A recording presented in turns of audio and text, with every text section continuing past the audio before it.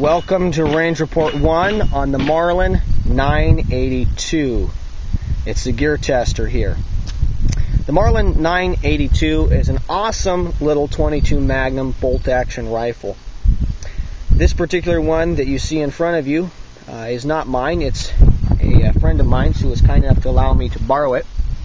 I had another Marlin 22 Magnum rifle. It was actually a tube-fed mag, held 12 rounds in the tube, and I sold that a while ago, actually a number of years ago, but I fired hundreds of rounds through that gun. Recently I've done more shooting with the Ruger 77 22 Magnum. Again, that's not my rifle, one of my friend's rifles. But this one here is more accurate, or I have grown in my shooting abilities than the original Marlin 982 that I had. This gun weighs in at 6 pounds. It has a 22-inch barrel, okay, and it is overall 41 inches in length. This particular rifle has, because it's not my rifle, I have not changed the setup on it. This one has a fixed 4-power Bushnell scope, so you're probably looking at about $250 for this entire package: scope rings, scope, and the rifle. I think this rifle retails around $200. When you purchase the rifle, you get one 7-round detachable magazine, and these are awesome. One of the reasons I got rid of my tube fed is it had problems, not all the time, but it regularly had issues feeding rounds into the chamber. I've been testing. I've fired almost 100 rounds through this rifle, and all the ammo that I've shot so far has been this 30 grain VMAX Hornady ammunition, and it's done very, very well in the gun, even with a little bit of wind. I've shot this gun on a number of occasions now, and it's printing very well at 100 yards. I'm actually quite happy with it. These magazines have been flawless, and that's something I've been looking for. When I do any kind of shooting with a gun, the first thing I look for is reliability. I don't care about accuracy if it's not reliable. Once I realize the gun is reliable, then I start worrying about accuracy. And the Marlin 982 is both reliable, it's been flawless, I've not had one problem with it in the 100 rounds that I've fired, and it is very accurate, I think, for the amount of money you lay out for this gun. I like the 22 Magnum round particularly in comparison to 22 long rifle because it goes much faster. These rounds are firing out of the muzzle at about 2,200 feet per second. You know, a CCI mini mag, according to their specifications, is going out at about 1,200 feet per second. So a 22 Magnum, according to Hornady's specifications, at 100 yards is going 1,421 feet per second. So it's actually going faster at 100 yards than a 22 long rifle is going out of the barrel of your rifle point blank. So you get a lot more velocity with the 22 Magnum rounds. You also, I have a round here, I don't need to open that box up. You also have the option of getting some of these ballistic tips. Maybe that's not the right term, but bring that into view here. These little rubber tip there that aids in expansion, and I think aids in accuracy while allowing you to have a true hollow point. Which brings me to another reason I like the 22 Magnum. I don't know if you guys can see that really clearly, but the round is actually the jacketed. It's a true jacketed hollow point. Okay, it actually has a copper jacket on it, and it's placed down inside the casing. Most or all 22 long rifle ammunition actually is placed on top and then goes in. So the dimensions of 22 Magnum versus 22 long rifle are a little bit different. Velocity is significantly greater with the 22 Magnum, and you get an honest-to-goodness jacketed hollow point round, which is going to aid if you're wanting to do small game shooting, rabbits, maybe coyotes, some varmint and stuff. 22 Magnum is just a much superior round. You got speed, and you've got an honest-to-goodness jacketed hollow point. So I really like 22 Magnum. I think it's an awesome round. It's inexpensive. I paid $12.99 for this ammunition. Okay, $12.99 there for 50 rounds, and that's pretty awesome. The Marlin has the feel of a full-sized rifle. My accuracy has suffered a little bit. I've been having a hard time getting a good cheek weld because the scope is, because of the iron sight here, you can't bring the scope back. And because this is not my rifle, I don't want to modify it in any way, because I have not discussed that with the owner, and I want to be able to give it back to him in the way he gave it to me. So I would probably, if this was my gun, remove that and put the scope back so that the eye relief, particularly on this 4-power, and I'm actually very happy with it. I really like 4-power scopes. You can spend a lot of money on a 3x9. You can spend a lot of money on a 4-power, but you know, this is a $50 scope. It's done really, really well. I would just move the scope back a little bit so that my cheek weld was more solid for me personally. But again, this is not my rifle, so I'm not going to do that. Let's look at some groups. I just fired these groups, shot these groups at 80 yards. I'll throw in some targets here that I shot at 25, 50, and 100 yards, but these are the ones I just shot today. Again, this is multiple outings with this excellent little rifle. This is a movable stand here, and I just brought it in after I fired. Get this set up there. I forgot my measuring tape today, so I'm going to be using my little Gerber fully serrated blade that I've been EDCing. I marked using my Leatherman 1-inch, 2-inch, and 3-inch is there on the knife, so hopefully you guys will be able to get an idea of the size of the groups we're talking about here. 80 yards with this VMAX 30 grain ammunition. That's a 2-inch group, okay, as I see it, basically 2 inches, maybe a little bit more. Okay, this group up here is 1.5 inches, and this group here is just at or a little bit over 1 inch, as far as I can tell. So I'm actually quite happy with that. With the combination of the gun, I think probably the Ruger 77-22 Magnum that I fired did better than this, but not significantly better, and that's a $700 gun with a $200 Leopold Rifleman scope on it. So, you know, I would hope that would do better. These groups here, again at 80 yards with the Marlin 982. This is a little bit over 1 inch, just a tad. And this group here is about 1.5, maybe 1 3/4 of an inch there. So I'm impressed with the gun's accuracy, especially with the problems I've been having with my cheek weld. I like the Marlin 982. I think you get a lot of gun for the money.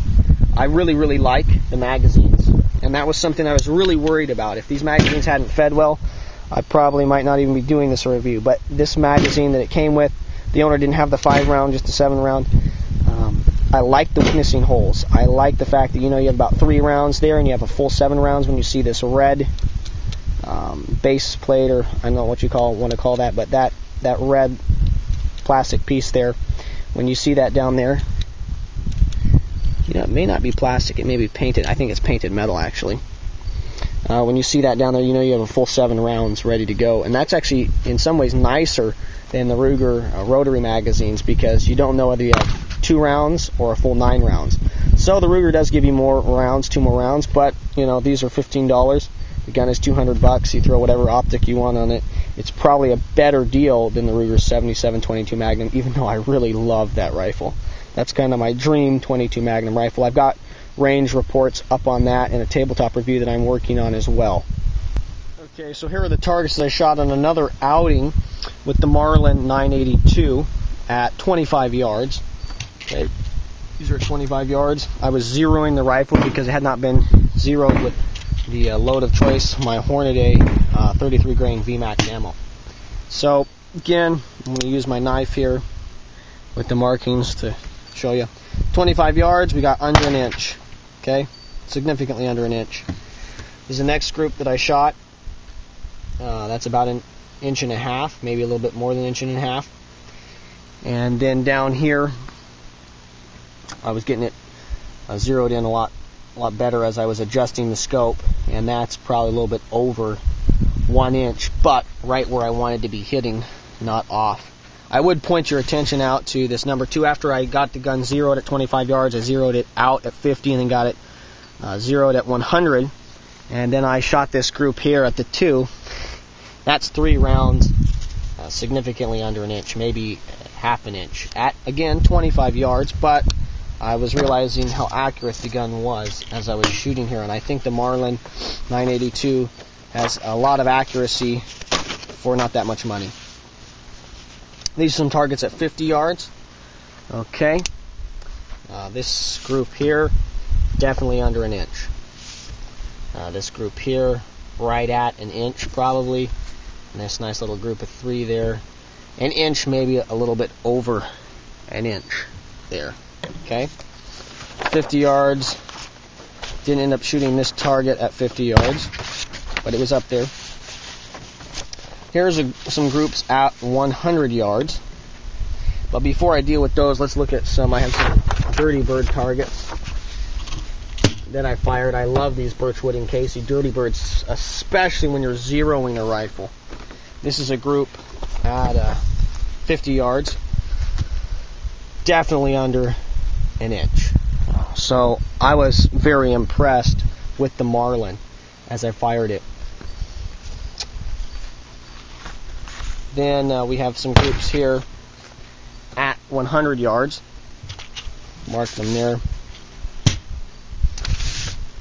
This group here, a little bit over an inch. Okay, three rounds there. This group here, okay, 2 inches, maybe a tad over 2 inches. And this group down here. Now this group is interesting to me because I fired 3 rounds at this target, and then I fired 3 more on accident. I had a number of these Martin archery targets with 3 out, and I got mixed up. But I fired the first time I shot. Okay, I hit 1 round here, 1 round here, and 1 round here. Just kind of a string of rounds there. Okay, then I shot it again, and I put 1 round again in here, 1 round again in here, and 1 round off here. So this first group would be a little bit under 3 inches. Okay, and this second group would be just at 2 inches. But I hit in exactly the same places, and I think this is where my cheek weld was causing me problems, because I was adjusting a little bit after each shot, and I think I was kind of in the same exact places there. Here is another group of 3 rounds at 100 yards. It's a little bit windy out here today. And what I'm trying to do here is just prove that these accuracy groups that I got, these groups are repeatable, that I'm not just having a good day, or I'm not just lucking them in. Maybe I'm holding in the wrong place, but they're happening to go in the places that I would want them to. So these are multiple days of shooting, multiple outings that you guys are seeing here in these targets. This is a 3-inch group at 100 yards. That is a 2.5, maybe, a 1.5, maybe a little bit over 1.5 inches at 100 yards. And then again here, I didn't mean to shoot this twice, but I did. Yeah, I was trying to find the one target that I hadn't shot. This is the first group that I fired here. Boom, boom, boom. They're almost identical. It's very interesting. This group here that's circled is a little bit over 2 inches. This group here, again, a little bit over 2 inches. So, fired those there. This is probably the best group of the day that I shot some of these targets, or most of these targets, that I got right here at 100 yards. I'll bring that better into view. Just readjusting here. Okay. So this is a 2.5 inch group, a little bit over 2 inches. This is just barely over 1 inch at 100 yards with the Marlin 982, and then this group here is a little bit over 2 inches at 100 yards. So the Marlin 982, as far as I'm concerned, is an accurate gun. It's not super accurate. Would it be nice that it was more accurate? I would always like my guns to be more accurate. I would like to be a more accurate shooter. I like the Marlin 982. I like the cost of the rifle. I like the cost of the ammo. You know, you can fire 50 rounds for $13. Now, that's not a whole lot different than 223, but again, you're getting true, honest to goodness jacketed hollow points for that cost with these kind of the ballistic tips in them. I think 22 Magnum is an awesome round, especially if you're firing it with an accurate gun like the Marlin 982 or the Ruger 7722 Magnum or some of the CZs. I think the Marlin 982 excels in cost. You can get the gun bull-barreled versions, you can get it with plastic stock, or you can get it or a polymer stock. You can get it with a wooden stock. So there are a lot of options with the Marlin 982. I think it's an awesome gun. I would definitely recommend it to you. If you like this video, I would encourage you to subscribe to my channel. I'm going to be doing range reports 2 and 3 on the Marlin 982. I also have a number of other videos up about shooting, camping, and survival gear. So I'd encourage you to subscribe to my channel to keep updated on the Marlin 982. Go to my channel page, check out some of the other videos that I have up there. I appreciate your views and your subscriptions. This is the Gear Tester signing off.